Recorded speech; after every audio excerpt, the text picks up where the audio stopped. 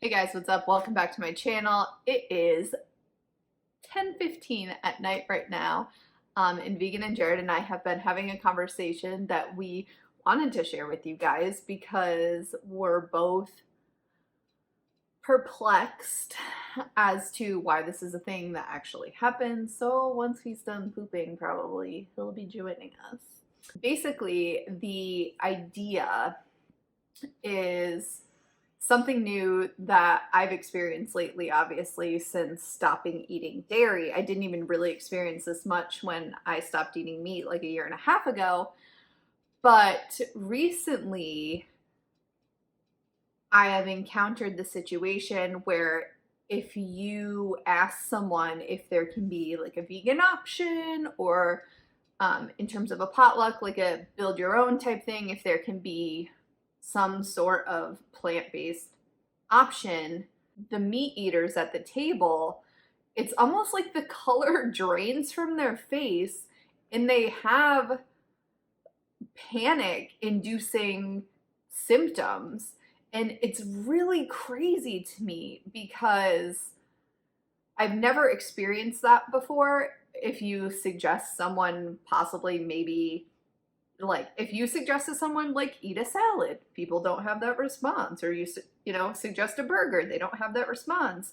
But if you suggest that they eat something that doesn't have any animal products in it, or not even that they eat it, but just that there's like an option for other people to not eat it, they get like really unsettled. And it's been like a fascinating thing to witness, I guess.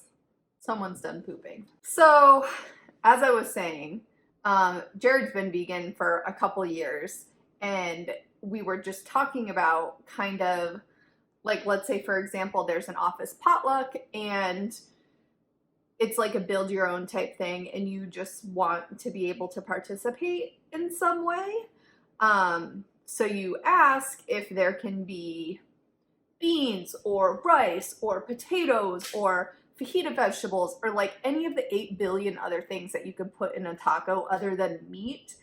And looking around the table, you see people panic. Like they're like, oh, I don't know. Like, I don't, that's not what, like a potato taco. Like yeah, I don't know. And it's weird. And like, as someone who's been vegan for a long time versus me who's like brand new, he's also experienced that type of reaction, and neither of us understand it. I mean, for me, I just became so used to it. Like, I knew there wasn't going to be anything I can eat. Like, I just always assumed that. So, I just always ate before, or been like, oh no, it's cool, guys. I'll go pick something up later. And that's just how I dealt with it. But then, a lot of people, I think they do feel bad, and they'll be like, oh, well, I'll order you something.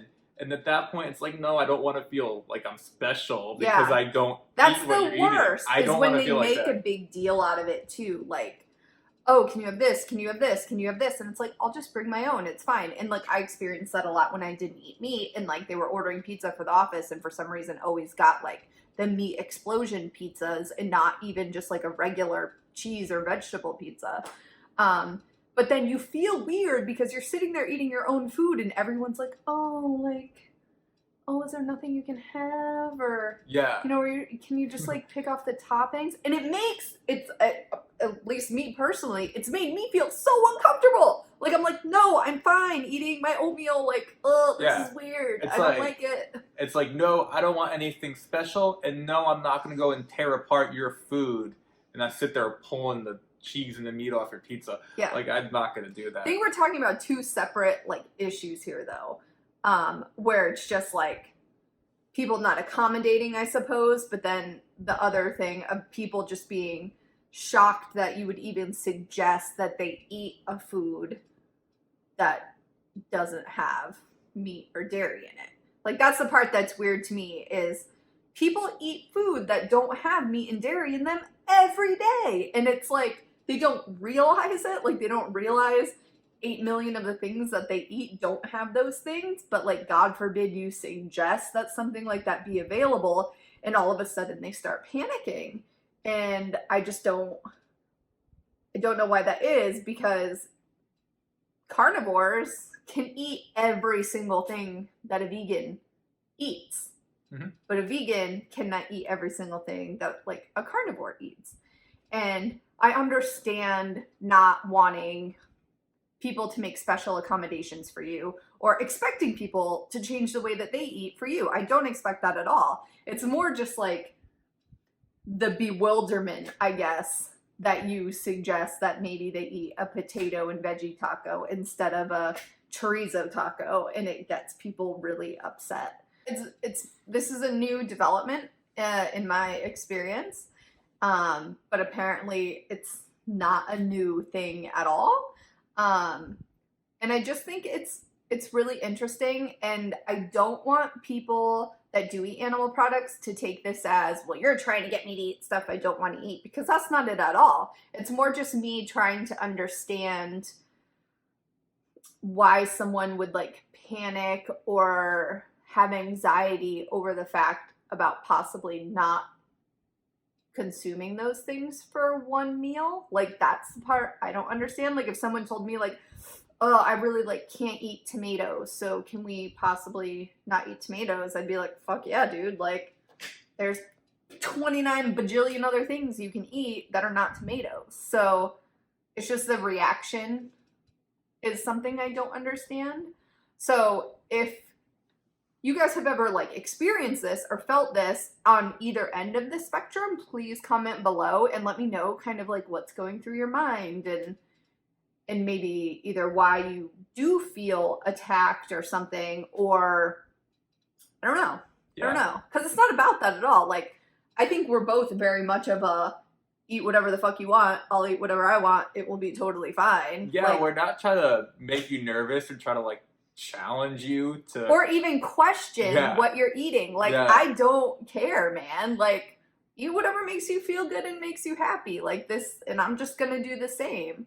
But I will say it does suck to be left out of things all the time. And we have friends and family that have gluten sensitivities and celiac and other things, and we do our best. I mean, I wouldn't say we do our best. We do accommodate them every single time we have any type of gathering at our house, and that has entailed making special dishes for these people. But that is something that, like, I would say me, because I do all the cooking.